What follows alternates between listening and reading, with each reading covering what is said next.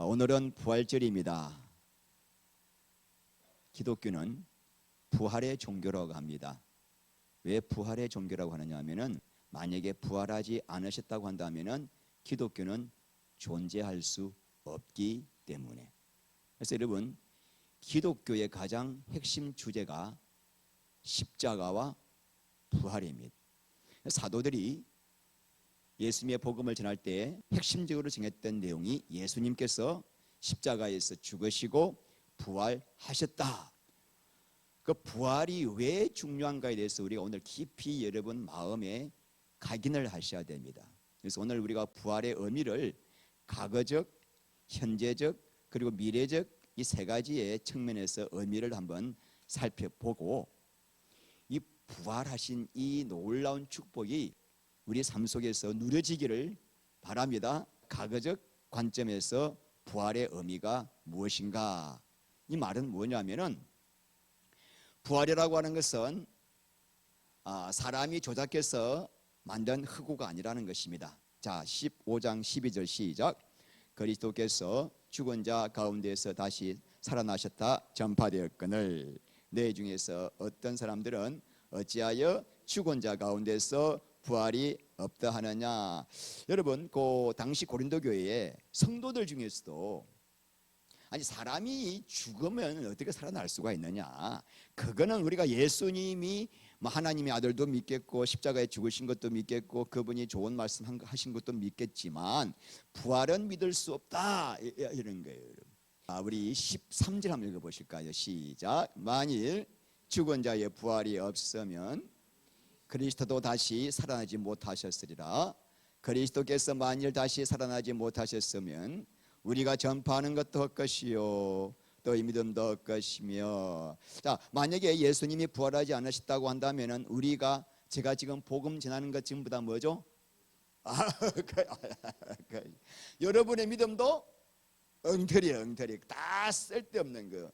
제가 지금 복음 전하고 있는 이것도 뭐죠? 사기치고 있는 거예요. 제가 날마다 여러분에게 십자가의 복음이 어떻고 예수와의 연합이 어떻고 영생이 어떻고 전부 다 뭐죠? 다 거짓말이에요.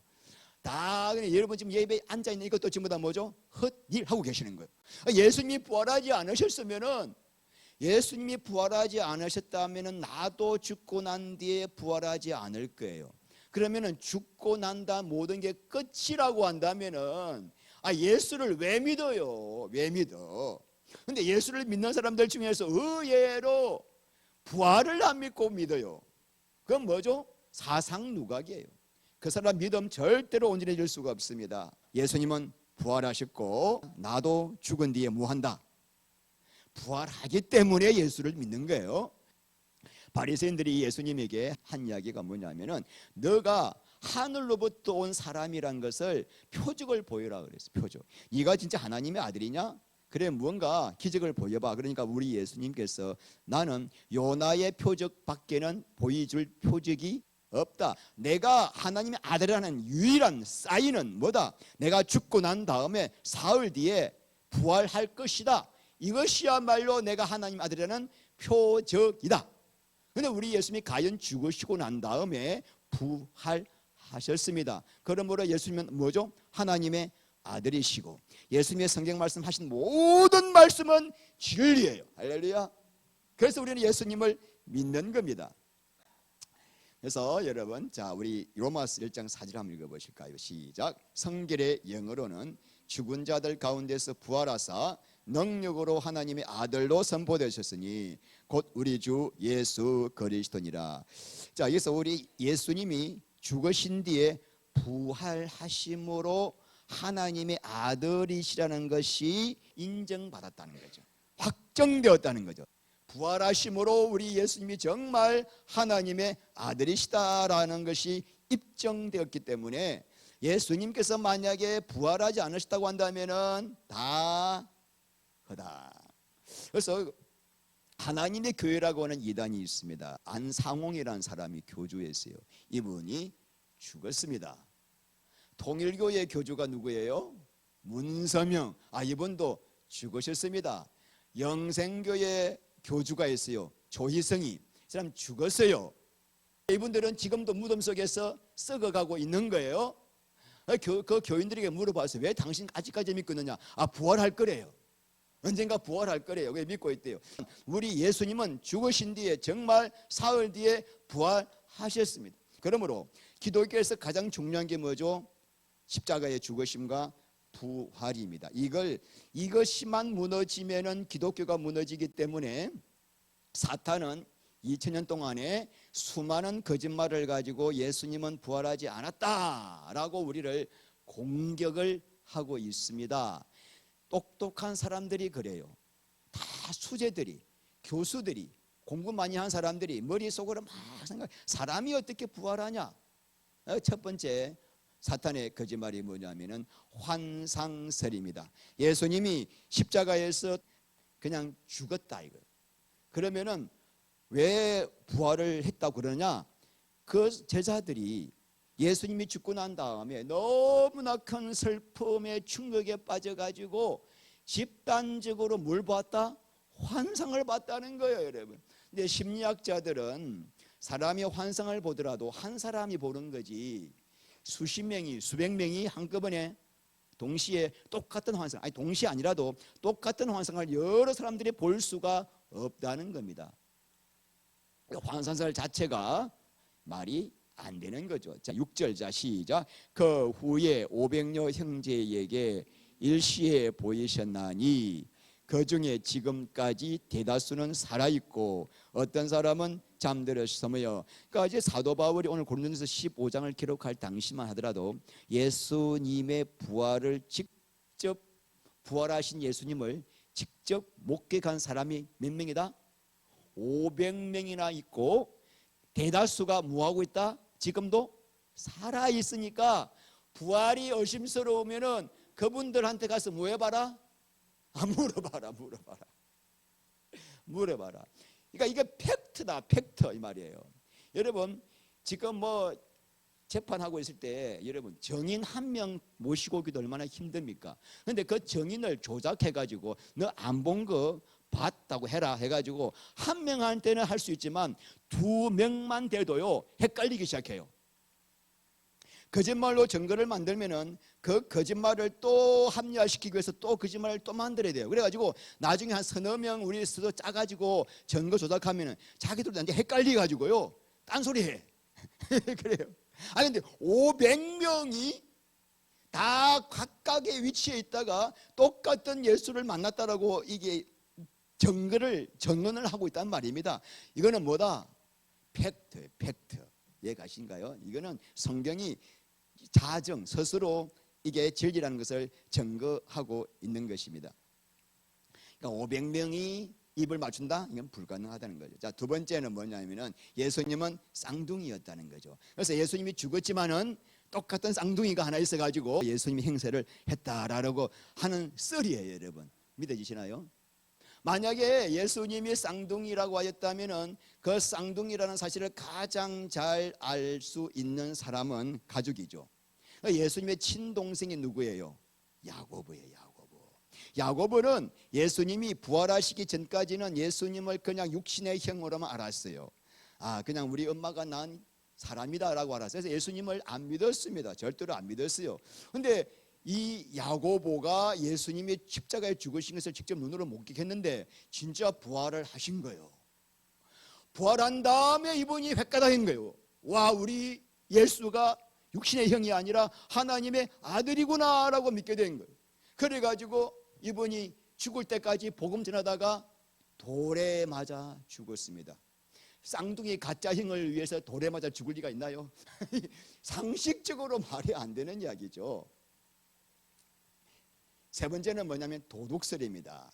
시신을 예수님 묻으면은 예수님의 시신이 없지 부활하신 건데 뭐라 그러냐면 도둑놈들이 훔쳐갔다는 거예요. 유대인들이 시신을 좋아해가지고 훔쳐갔다는 거죠. 자, 근데 마태복음 27장 65절과 66절 말씀 보면은 로마의 군병들이 철통같이 시신 훔쳐갈까봐 지키고 있었어요. 성경만이 아니라 수많은 역사적인 문헌 속에 로마 군병들이 지켰다는 문헌들이 많이 나오고 있습니다. 말이 안 되는 이야기죠. 네 번째는 예수님이 십자가에 달린 것은 사실이지만 죽지 않고 잠깐 기절하셨다. 기절하셔가지고 그 돌무덤 속에 눕혀 놓으니까 선선한 바람이 부셔가지고 깨어나셨다. 이런 말을 하는 거예요. 자, 여러분, 요한복음 보면은 로마 군병이 예수님의 옆구리를 찔렀을 때 옆구리에서 뭐가 나왔습니까? 자, 시작. 예수께 이르러서는 이미 죽으신 것을 보고 다리를 꺾지 아니하고 그중 한 군인이 창으로 옆구리를 찌르니 곧 뭐가 나왔어요? 피와 물. 자, 뭐가 나왔어요? 피와. 여러분, 지금 여러분의 옆구리 찔러 볼까요? 피만 나와요. 피만. 사는 사람은 뭐만 나와요? 시뻘건 피만 나옵니다. 여러분, 옛날에 우리 학교 때 배운 거 기억나실까 모르지만은 우리 혈액을 원심분리를 이렇게 하면은 두 개로 나누어집니다. 혈구와 혈장으로 나눠집니다. 혈구는 적혈구가 대다수죠. 95%죠. 자, 그리고 혈장은 뭐예요? 물이에요. 90%가 물입니다. 평소에는 이게 함께 섞여져 있다가 사람이 죽으면은 제일 먼저 뭐가 멈춰져요? 심장이 멈춰져요. 심장이 멈춰지면은 피가 돌다가 안 돌아요. 피가 우리 몸에 고이게 됩니다. 고이면은 저절로 어떻게 돼요? 혈장과 혈구가 어떻게 해요? 분리가 되는 거예요. 그래서 예수님을 창으로 찔렀을 때 물과 피로 나왔다는 말은 예수님이 죽으신 지 한참 됐다는 말이에요. 그런데 피만 나왔다고 한다면은 방금 돌아가셨거나 아직 안 돌아갔을 수가 있죠.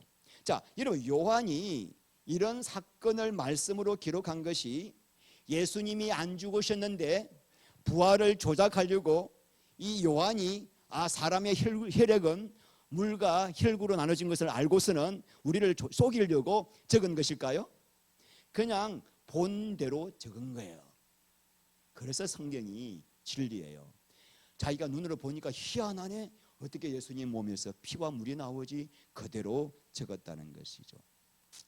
자, 그래서 여러분, 만약에 부활이 일어나지 않았는데 제자들이 우리 예수라고 하는 사람을 신으로 만들어 가지고 종교를 하나 만들어자, 그래서 부활을 조작하자라고 이렇게 마음을 먹었다면은 성경을 적을 때 의도적으로 사람들이 부활을 믿을 수 있도록 막 알리바이를 만들고 막 노력을 한 흔적이 있어야 되는데 그런 흔적이 전혀 없습니다, 여러분.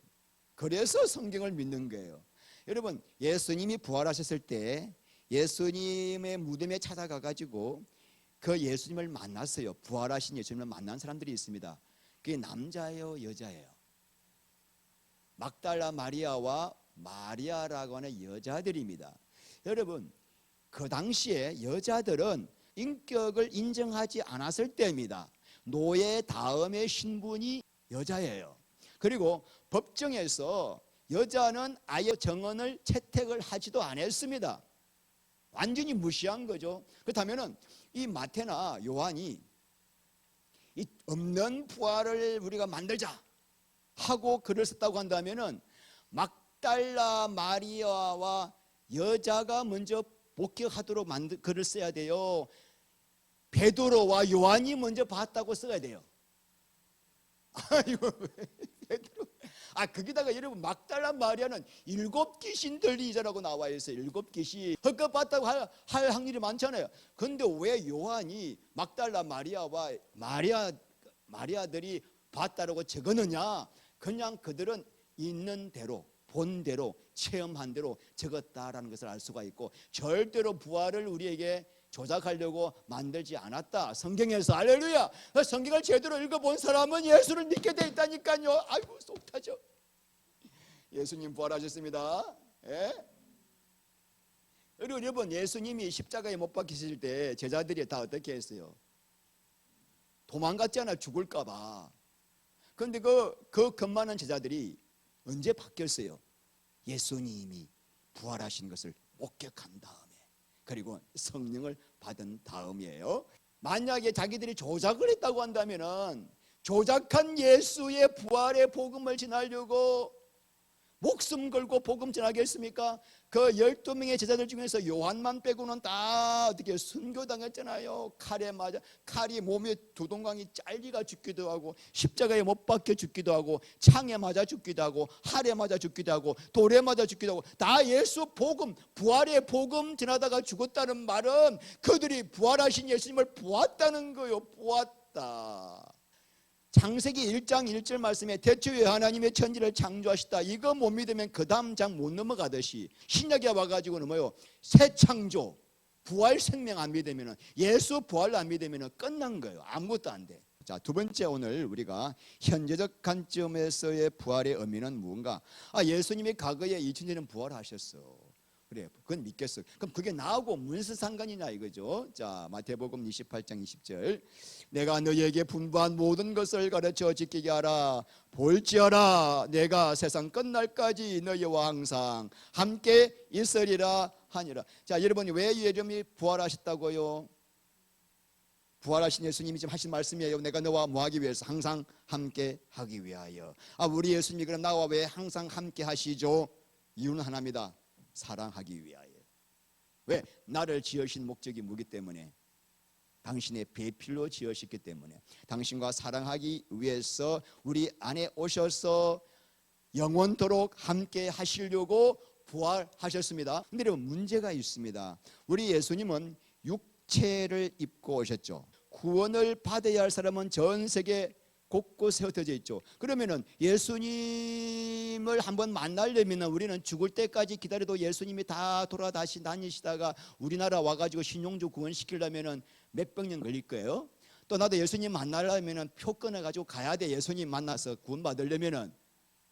우리 예수님은 육체로 오셨기 때문에 십자가에 죽으시고, 그래서 뭘 하시는가? 아주 중요한 내용입니다. 자, 우리 요한복음 16장 7절 시작. 실상을 말하노니 내가 떠나는 것이 너희에게 유익이라. 내가 떠나가지 아니하면 보혜사가 너희에게로 오시지 아니할 것이요, 가면 내가 그를 너희에게로 보내리니. 예수님이 떠나가시는 것이 우리에게 유익하다. 왜 유익하죠? 떠나셔야 누가 오신다? 누가 오시기 때문에. 보혜사가 누구죠? 보혜사 성령님이. 예수는 육이지만은 성령님은 영이시기 때문에 이분은 시간과 공간을 초월하여 이 시간 수십억 사람들 가운데 계시고, 있습니까? 함께 하시고, 여러분과도 함께 하시고, 나와도 함께 하시고, 또 내 안에도 들어와 계셔요. 누가? 한 분 성령님이. 그래서 우리 예수님은 하늘나라 가셨지만은 가신 대신에 누가 오셨어요?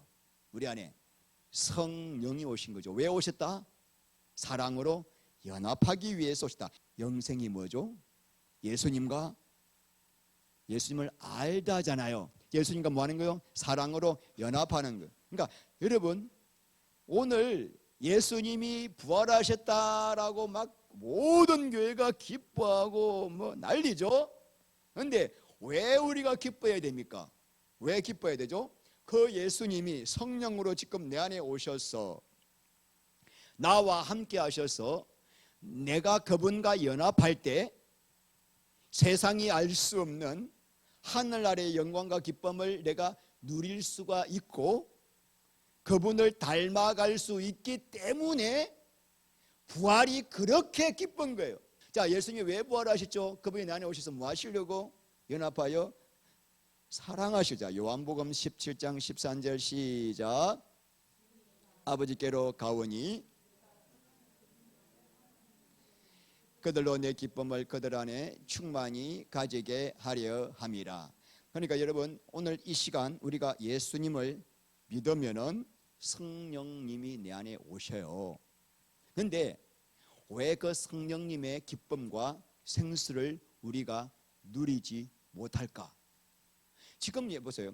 여러분, 이 부활의 기쁨이라고 하는 것은 지금 내가 부활의 영으로 오신 성령님과 함께 교통함으로 내가 그 부활의 하늘나라의 기쁨, 예수님이 천국에서 누렸던 그 기쁨을 우리에게 주시려고 지금 성령을 보내주셨는데, 지금 왜 수많은 사람들이 이 기쁨을 누리지 못하고 그냥 살고 있는가 이거예요. 이유는 뭘까? 예수께 목이 마르지 않기 때문이에요. 이 부활의 생명은, 이 부활의 은혜는 내가 예수 믿었습니다 한다고 오셔가지고 내 안에 계셔가지고 내 안에 막 주시는 게 아니에요. 이 부활의 생명수의 축복은 예수께 목이 마른 자에게만 임하게 돼 있어요. 왜? 나는 지금 돈이 좋고 세상 쾌락이 좋고 부귀가 좋고 명예가 좋아가지고 맨날 거기에 배 벌리고 있는데 성령님이 나한테 아무리 생수를 주고 싶어도 내가 받지를 못한단 말입니다. 받지를 못해. 여기다가 우유를 내가 담고 싶으면 이 안에 있는 물을 다 비워야 돼. 안 그래요?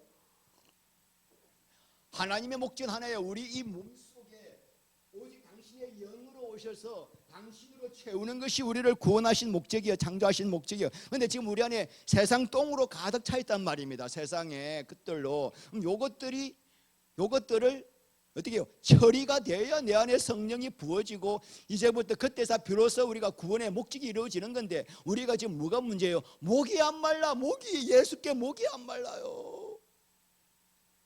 목마른 사슴이 물을 찾듯이 목이 말라야 그때부터 우리 하나님께서 우리에게 구원하신 그 구원의 목적을 이제 이루어 나가면서 내가 하늘의 영광과 그 기쁨을 그들 안에 충만히 줄 수가 있는 거란 말입니다. 그래서 하나님께서 우리를 구원하신 다음에 하신 일이 뭐냐면은 우리로 하여금 목이 마르게 만들어요. 어떻게 해서 우리에게 목이 마르게 하실까요? 방법은 하나입니다. 고난을 주시는 거예요. 방법이 없어요. 연단을 주시는 거예요. 그래서 그런 것들을 통해서 이 옛사람이 주인되어 세상 것을 구하며 사는 이 삶이 얼마나 지긋지긋한가를 깨닫게 되게 하는 거죠. 예수를 믿으면 성령은 오시지만 부활 생명은 옛사람이 끝나야 부활 생명을 누릴 수가 있어요. 한 알이 미리 땅에 들어서 죽지 않으면 한 알 그들에 있고 죽는 자만 부활의 생명을 얻을 수가 있어요. 죽음과 부활은 동전양립입니다. 예수를 믿었어. 열심히 교회를 다녀. 근데 그 사람 죽음을 맛보지 못했다. 옛사람이 죽음을 통과하지 못했다. 그러면 그 사람은요, 예수 안 믿는 사람과 똑같아요. 사는 거. 옛사람이 좋아하는 거는 세상이거든요. 내 자아의 욕심이거든요. 그러니까 성령님이 우리 안에서 이 부활 생명을 누리고 하늘 영광을 누리게 하려고 오셨지만 내가 옛사람이 여전히 살아있으면 아무것도 누릴 수 없습니다. 죽음 없이는 부활이 없습니다. 그림의 떡입니다. 미래적 관점에서의 부활. 우리 51절부터 읽겠습니다. 보라, 내가 너희에게 비밀을 말하노니 우리가 다 잠잘 것이 아니요 마지막 나팔의 순식간에 호련히 다 변화하리니 나팔 소리가 나매 죽은 자들이 썩지 아니할 것으로 다시 살고 우리도 변화되리라. 이 썩을 것이 반드시 썩지 아니할 것을 입겠고 이 죽을 것이 죽지 않음을 입으리로다. 이런 마지막 이제 나팔 때, 나팔 분다는 말은 예수님이 재림할 때 이 말이거든요. 이미 죽은 자들, 무덤 속에 들어가 있는 자들은 어떻게 돼요? 썩지 않을 것으로 다시 살아나고 부활하고, 죽었는데 그 자가 다시 부활한다는 거예요. 그리고 그때까지 혹시나 우리가 살아있다면 우리 몸이 영원히 죽지 않는 몸으로 갑자기 변화되어 하늘로 올라가게 됩니다. 이것을 뭐라 그러죠? 휴거예요. 이것이 우리의 소망입니다. 정호 왔으면 내가 이게 물어보려고 했어요. 정호야, 너 소망이 뭐냐? 내가 물어보려고 했어요. 그럼 정호의 지금 소망은 뭐지? 좋은 고등학교 가는 거예요. 좋은 고등학교. 그 다음에 소망이 뭐냐? 좋은 대학교 가는 걸 거예요. 분명히 그럴 거예요. 좋은 대학교. 좋은 대학교 나온 다음 소망이 뭐냐? 나 좋은 직장 들어가고 싶을 거예요. 그 다음 뭐냐?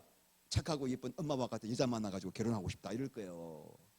그 다음 소망이 뭐냐? 자식 낳는 걸 거예요. 그 다음 소망 뭐냐? 대학 나와서 좋은 직장 들어가는 거예요. 그 다음 소망 자식 낳고 자식 결혼을 시키는 게 지 소망일 거예요. 그 다음 소망 뭐냐? 건강하게 사는 거예요. 그 다음 뭐? 죽는 거예요. 그래, 네 소망 죽는 거야. 말하려고 했더니 안 왔네.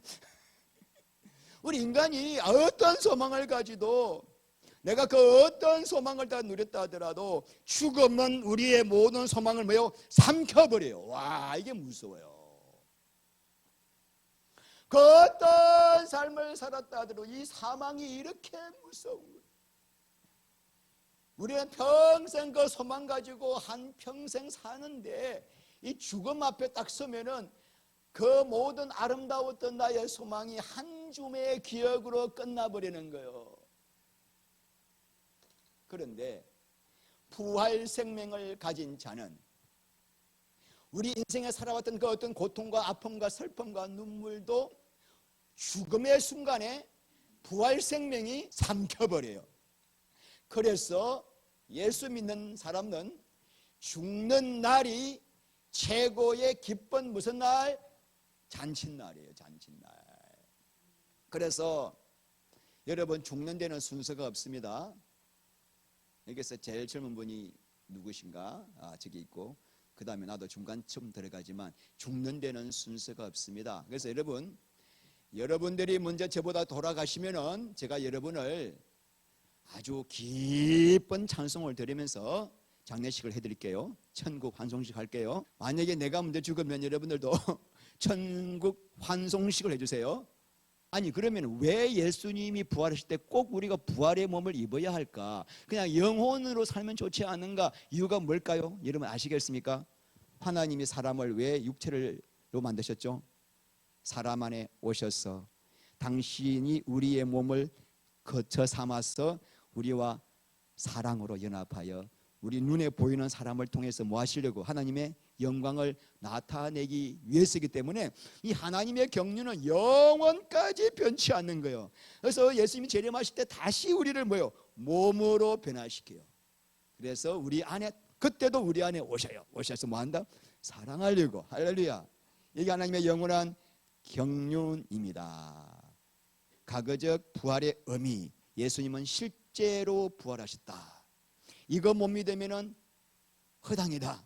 이걸 믿어야 그때부터 믿음의 시작이 시작된다. 현재적 의미는 뭐죠? 예수님이 왜 부활하시는가? 죽고 난 뒤에 만나려고가 아니라 지금 이 시간 영으로, 성령으로 오셔서 내 인생의 목적을 바꾸게 하시려고, 내가 주인 되어 살지 않고 이제는 내 안에 오신 성령이 나의 주인 되시고 그분과 오직 사랑으로 연합하여 내가 사는 것이 아니오 내 안에 그분이 살게 하심으로 하늘의 영광의 기쁨을 누리게 하시려고 이 부활의 소망을 평생 가지고 계시면서 이 축복을 누리게 되시기를 축원합니다.